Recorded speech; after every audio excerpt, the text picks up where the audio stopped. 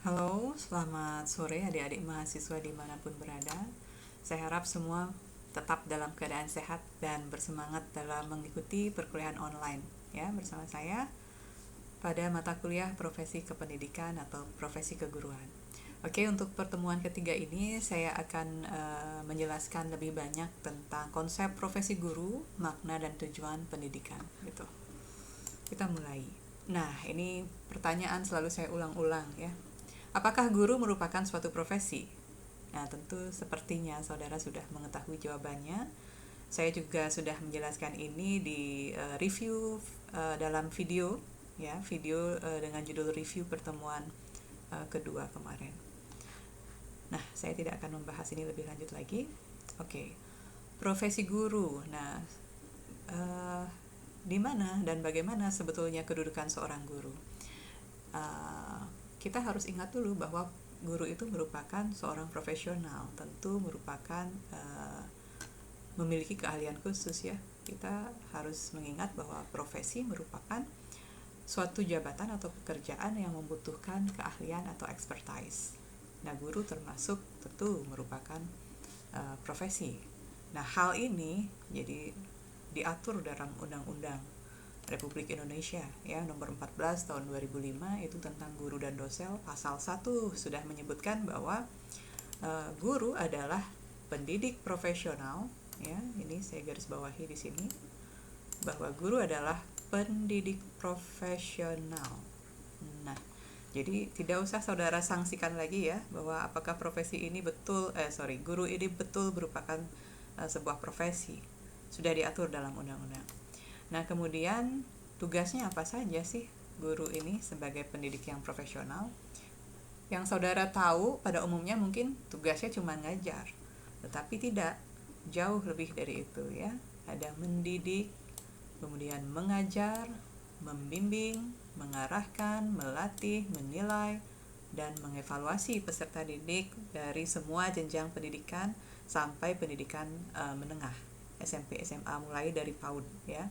PAUD pendidikan anak usia dini itu playgroup, TK, kemudian pendidikan dasar, SD, pendidikan menengah, SMP dan SMA. Lalu bagaimana dengan pendidikan tinggi? Nah, pendidikan tinggi itu nanti pendidiknya bukan guru lagi, tetapi dosen seperti saya begitu. Kemudian selanjutnya, nah ciri-ciri profesi keguruan ya itu sebenarnya ada banyak versi, tetapi saya di sini mengutip dari NEA, National Education Association. Itu paling tidak ada 8 ciri-ciri. Yang pertama ada kegiatan intelektual ya, tentu ini saudara baru masuk menempuh pendidikan keguruan ya di program studi pendidikan biologi yang melibatkan tentunya kegiatan intelektual. Kemudian menggeluti batang tubuh ilmu khusus. Nah, ini kan saudara adalah nanti menjadi guru biologi. Jadi ilmu khususnya adalah pendidikan biologi. Kemudian memerlukan persiapan latihan yang lama. Nah, ini ya yang lama. Ini kan ada nanti 2 latihan saudara, salah satunya itu di lapangan ada PLP, masih ingat nggak ya, PLP 1, mungkin belum ya, saudara baru semester 3, dan PLP 2. Nah, inilah yang saudara akan tempuh nanti untuk persiapan latihan sebelum menjadi guru yang sesungguhnya setelah mendapat gelar SPD. Jadi di PLP 1 ini saudara tidak diperkenankan dulu untuk mengajar, hanya melakukan observasi di lingkungan sekolah, bagaimana cara guru mengajar, kemudian bagaimana budaya sekolah, bagaimana sih peserta didik dalam belajar. Ya carilah di sini contoh-contoh guru yang baik atau diidolakan oleh siswa-siswa dalam mengajar, sehingga saudara dapat tiru itu kemudian ya. Nah, di PLP 2 ini di semester 7 baru saudara akan diizinkan untuk mengajar karena sudah 6 semester mendapat kira-kira ilmu gitu yang siap untuk menjadi guru biologi. Oke. Yang keempat, memerlukan latihan dalam jabatan yang berkesinambungan. Nah, ini tentu ada personal development, bagaimana saudara nanti tetap diharapkan tetap dapat belajar. Jadilah lifelong learner ya. Menjanjikan karir hidup dan keanggotaan yang permanen. Nah, seorang seseorang yang memiliki profesi biasanya ada apa ya? Ada diatur begitu untuk gaji atau salary-nya. Dan nanti kalau kalian sudah lulus sertifikasi guru juga akan mendapatkan 1 kali gaji guru. Sudah diatur dalam Undang-Undang Guru dan Dosen. Kita memiliki standar sendiri, kemudian mementingkan layanan di atas keuntungan pribadi ini ya. Layanan pendidikan ini tolong. Saya rasa semua guru memiliki hati yang lebih dari orang-orang pada umumnya. Hatinya akan sangat mulia, akan mengabdikan diri di atas layanan atau keuntungan pribadi. Dan memiliki wadah atau organisasi profesi. Okay. Nah, pertanyaannya adalah how to be a good teacher gitu. To be a good teacher, you have to understand the goal of education. Nah, tujuan pendidikan, saya rasa saya sendiri yang mengampu mata kuliah pengantar pendidikan. Tujuan pendidikan sudah saya jelaskan. Saya tidak mungkin saya akan perlu kembali mengingatkan sedikit. Dan apa sih hakikat pendidikan itu juga sudah saya sampaikan ya. Harusnya saudara sudah mendapatkan dan memiliki ilmu tentang itu. Oke, sedikit saya ulas mengenai pengertian pendidikan.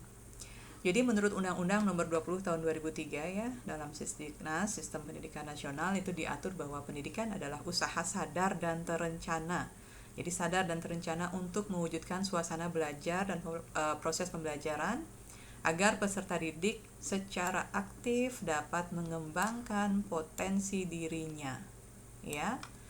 Jadi pendidikan adalah usaha sadar dan terencana untuk mewujudkan suasana belajar dan pembelajaran agar peserta didik ini dapat secara aktif dapat mengembangkan semua potensi yang ada dalam dirinya.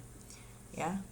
Kemudian pendidikan nasional itu adalah pendidikan yang berdasarkan, pendidikan nasional adalah pendidikan yang berdasarkan Pancasila dan Undang-Undang Dasar Negara Republik Indonesia tahun 45. Jadi berakar pada nilai-nilai agama, kebudayaan nasional, dan tanggap terhadap perubahan zaman. Apakah sudah kita implementasikan kira-kira?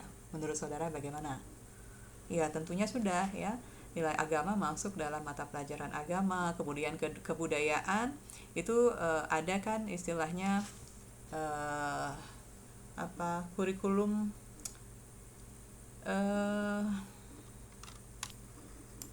nah di sini di kebudayaan nasional ini kan ada yang namanya muatan lokal ya. Kalau di Bali itu ya kita ada bahasa Bali, kalau di Jawa mungkin akan ada bahasa Jawa dan sebagainya.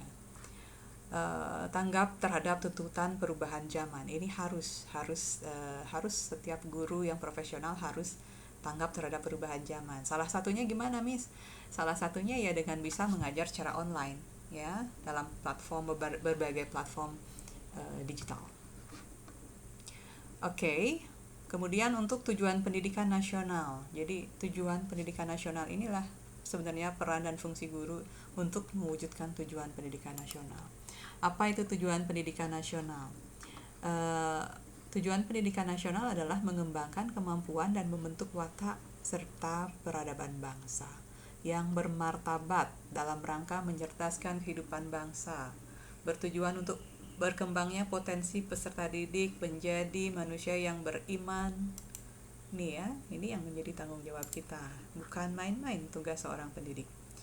Menjadi manusia yang beriman, bertakwa kepada Tuhan Yang Maha Esa, berakhlak sehat, berilmu, cakap, kreatif, mandiri, dan menjadi warga negara yang demokratis dan bertanggung jawab. Nah ini saudara harus memahami tujuan pendidikan nasional kita yang tentunya ada muatan karakter di samping knowledge yang harus memang senantiasa itu kita tingkatkan gitu ya. Oke. Nah, ada beberapa hal yang harus saudara diskusikan selain juga tugas-tugas seorang guru di atas. Dalam Google Form nanti silahkan diisi. Saya sudah mentautkan Google Form di Google Classroom kalian. Faktor-faktor yang mempengaruhi keberhasilan pendidikan sehingga tujuan pendidikan dapat tercapai. Jadi ini tidak hanya ditentukan oleh satu faktor, ya. Tidak hanya ditentukan oleh siswa dan guru sebagai SDM-nya.